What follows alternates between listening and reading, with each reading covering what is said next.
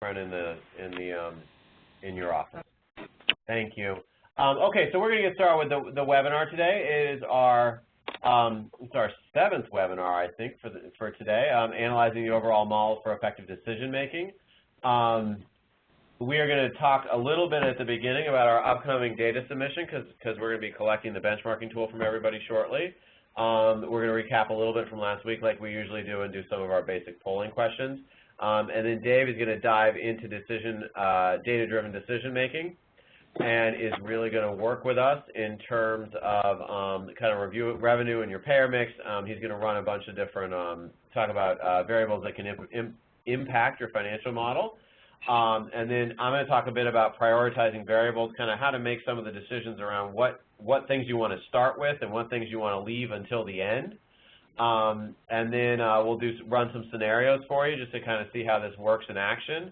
We'll talk a little bit about action steps, and then we will wrap up, and we will be done as usual by 1 o'clock. So I just want a couple quick things about reminding folks in terms of the data submission. So we're asking that folks turn in their financial benchmarking tool on May 7th by 5 p.m. Eastern Time. So May 7th is a week from Tuesday. And you are going to submit it to beam@ccsi.org, and we'll be sending you a reminder or two between now and then. And hopefully everybody at this point has downloaded the benchmarking tool, but if for some reason there's somebody on the phone who hasn't, you can download the benchmarking tool at ctacny.com. Click on the link in the emails and the webinar slides that we've sent out, or it's on or just go to our website at ctacny.com and download the benchmarking tool. Just a couple of things about what kind of data should be included. Data should reflect your most recent fiscal year. And then just recognizing that this financial model is an approximation of reality. And really our hope is that this can really be used as a management tool for you internally to understand where you stand and be able to project the various scenarios for it before you make changes, to be able to kind of put those changes into a model that you can project with and see what kind of impact those changes would have prior to you actually deciding to go forward with them. And a quote that we just like is, now that we know what the current situation looks like, how do we think about changes to put in place moving forward? And today is really going to be the beginning of that process and kind of helping us through thinking about what that process would look like, et cetera. So we'll be walking through that today and really starting that process of how you start to make those decisions today. Again, a couple of things. Just any questions should be submitted via chat or email, and then all the questions will be answered via office hours. If you submit a question and submitted it in the past and then you weren't able to be on the office hours, all our office hour sessions, the notes are all online. So you should look through those notes to get the answers to the questions. And it also can be a resource for folks. So all the office hours are online in our Beam resource page, and so you should just take advantage of that. So, really we hope that last week you talked about your service mix with the folks on your team, and then thought about a bit about how would you utilize, do your service mix differently in light of kind of what you learned last week and in light of looking at your own individual financial data. So I'd like to just do a polling questions, and Ev, I think we're going to do all three of these together, so if you could just put those up. Polling question 1, as we're always asking, is whether you logged in by yourself or with more than one person. And then polling question number 2 is who's on the line? Do you have your finance staff, your clinical leadership, your executive leadership, your clinicians, or your other professional staff? Evan, if you want to start the poll, that would be great. And then do you feel like you understand how to effectively use your financial model for operational decision making? And then Evelyn, if we could start the poll.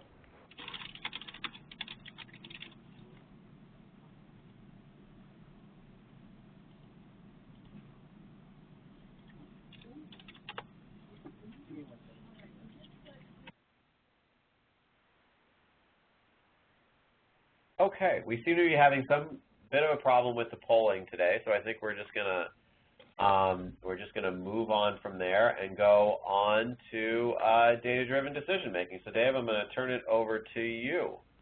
Okay. There we go. Should be, oh, yes, I do. Okay, should be in your hands momentarily. Okay. All right. Thank you, Andy. Welcome, everybody. Today we're going to start some of the exciting stuff, which is figuring out how we can use the model towards making some better informed decisions. But before we get there, we've got to talk a little bit about the last set of variables in the model that we haven't addressed yet, and those are inputting revenue and payer mix. What you see on the screen right now is a representation of the portion of the model that addresses this issue, and I'm going to talk a little bit about that. I'm going to spend a few minutes on this. Some of the stuff is pretty straightforward. I'll give you a little example on how you may want to figure out your insurances, but just to remind everybody that if I move through this too quickly for you and you have additional questions, we will be doing our office hours next week. And you can submit our questions to us, and we'll have time to spend a little bit more time on this. So, how to set your average revenue per CPT equal to 1 for each payer. For Medicaid, fee-for-service, and Medicaid Managed, it's pretty simple. It's either the upstate peer group rate, the downstate peer group rate, or if you're a county government, your county government rate. That's pretty straightforward. I'm sure everybody by now knows what their peer group rate is. For third-party insurers in Medicaid, it's the average reimbursement rate for a CPT unit equal to 1. I've got a little matrix that I'll show you in a second. That'll be a little more clear. For your uncompensated, it's the OMH rate for your uncompensated care pool. If you're giving free services, that is that you're providing services that are somehow not eligible for uncompensated care, then you have no rate for those services and no payment. Now, I think that this is one area that people fail to fill in properly, because I don't know about you, but I've never been associated with a clinic that was able to bill 100% of every single service they provided. There's denials, there's voids, there's denials because you didn't get the authorization, you may not have checked your Medicaid card and the person wasn't eligible. There are all kinds of situations that occur. So you need to pay attention to the fact that there are, in fact, services that you will not be reimbursed for, and those obviously have no rate. The other question basically is, and then what is, well, let's do this first. I'm going to pop over and show you a real quick tool as it relates to generating or taking a look at revenue for your insurances. So, this is an example of, let me make this a little bit bigger. This is an example of what you may want to think about doing. So here we have two insurance companies that we do business with, Company A and Company B. And we have a contract with them to do 3 different services. We do a 30-minute brief psychotherapy, we do a 45-minute psychotherapy, and we also do the basic assessment. And so we have those 3 services. These are the CPT weights for those services. But our contract with each of these individual insurance companies pay a different amount. So Insurance Company A pays $65.23 for this CPT of 6.2.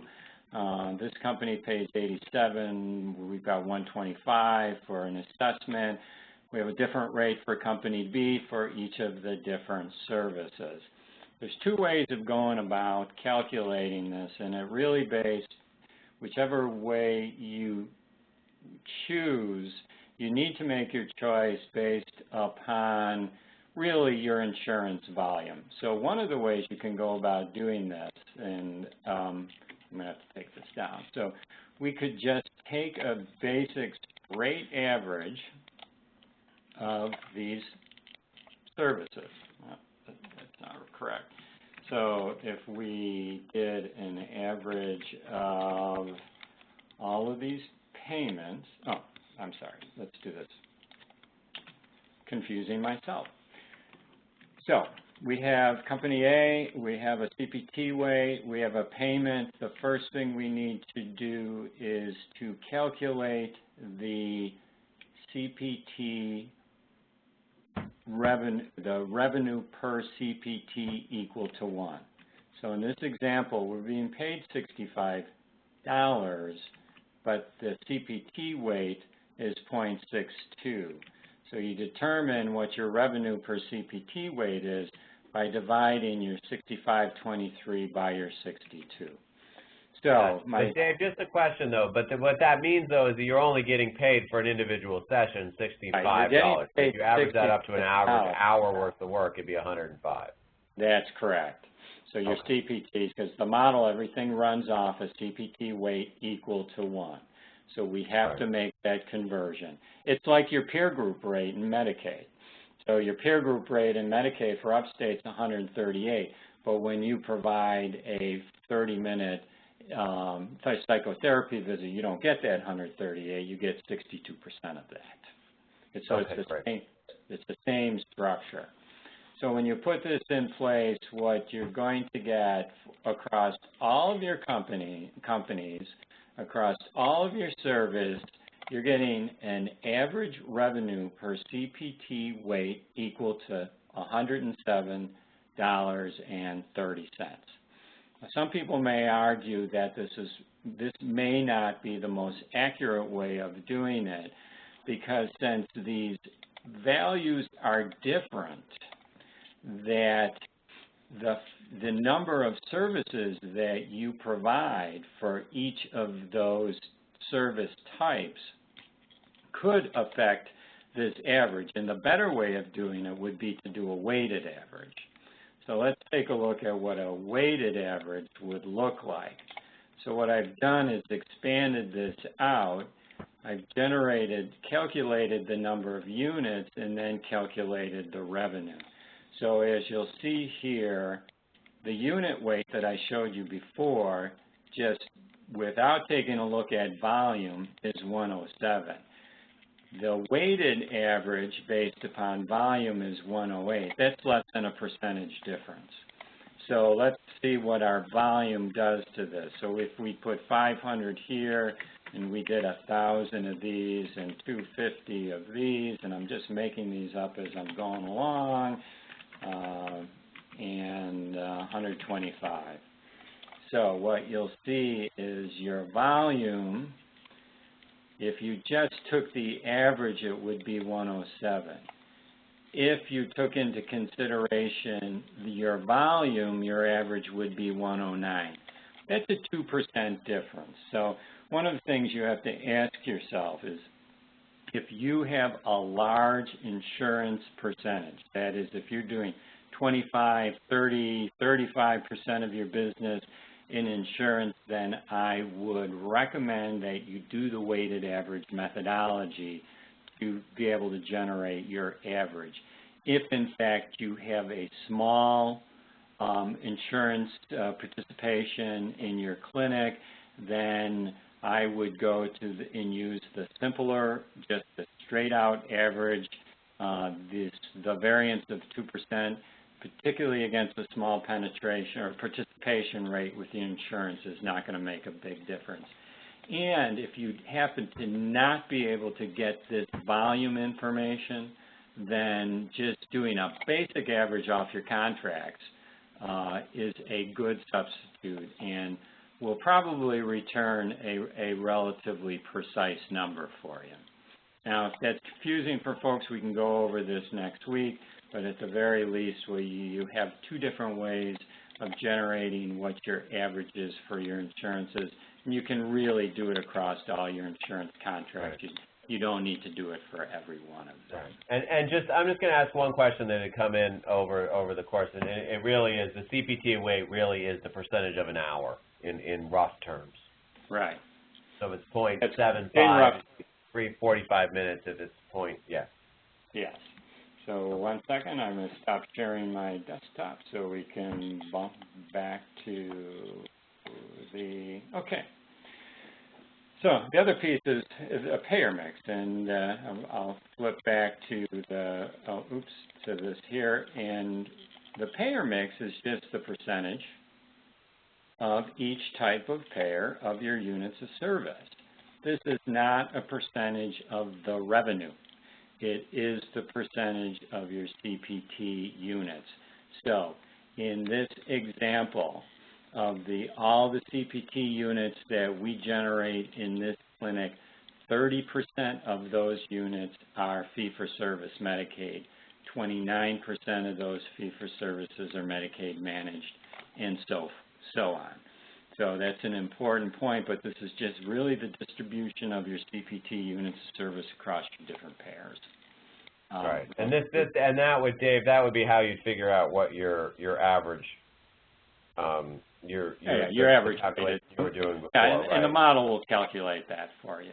Right, and you'd want to figure that out to do productivity, because you'd want to know what percentage overall is your billing across payers, so you can figure out what the productivity levels for individual staff need to be. Right, and we've got a couple tools to be able to do that, and we talked last week about how service mix impacts upon that. So, one point that I do want to make, the model requires the payer mix. For the model to be accurate, the number has to add up to 100%. And so you really need to pay attention to that as you're doing the model. And when I get over to the model to do some of the scenarios we'll talk a little bit about that. And the other model talks about other revenues.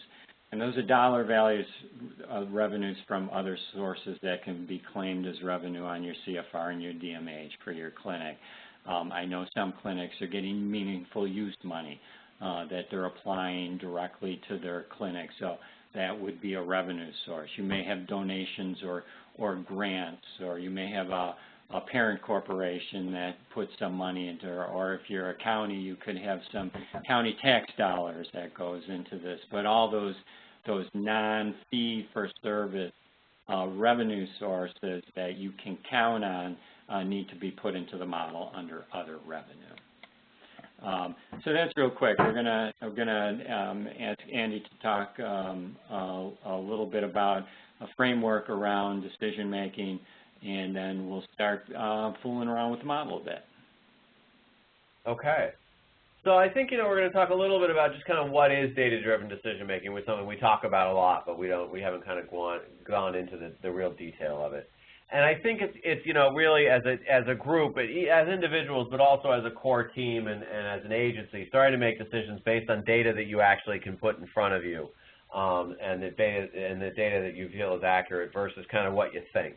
And sometimes what you think and what the data shows is pretty consistent, and sometimes what you think and what the data shows is very different. And so the idea of really using data to make those decisions, I think, is really important as we go forward.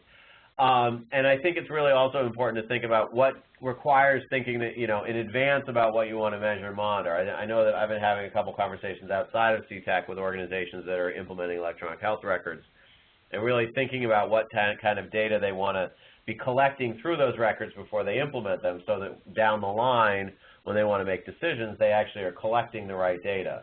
And it's also about, really kind of not only implementing a system, but also really challenging those preconceived conceptions of what the data is going to say. Sometimes you think, well, our no-show rate is, about 20% or so, but when you actually see the data on your no-show rate, you find out it's actually much higher than that. And so I think that, and I think those assumptions often apply to productivity. I think if you ask anyone, we always kind of feel like we work really hard, and then when you kind of look at the data, we may be working hard, but it may not be productive billable events. And so I think that's important. And then the other thing that I think really we also need to highlight is that you're going to have to adjust your measurement over time. You may find out that, at the benchmark that we're using isn't really what we want to be measuring. And I think one of the things that has jumped out at us as we've been working with folks on BEAM and also our earlier BEEP initiative is this concept of a no-show rate.